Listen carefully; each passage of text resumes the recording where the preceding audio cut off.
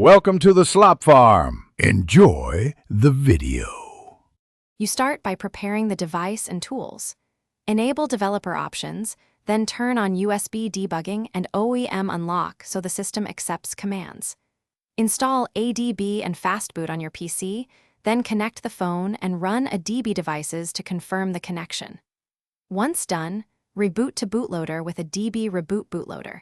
Make sure the bootloader is unlocked before proceeding. These first steps give you command line control and permission to modify system UI components.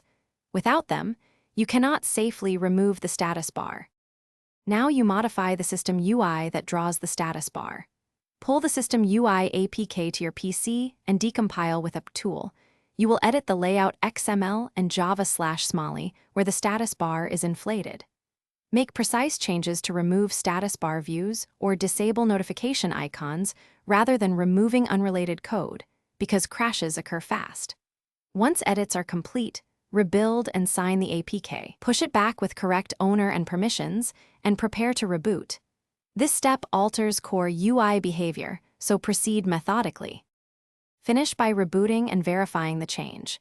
A DB reboot and check multiple screens to ensure the status bar is removed or hidden as intended. If the device crashes or boot loops, immediately restore the original system UI APK from your backup or flash the factory image via fastboot.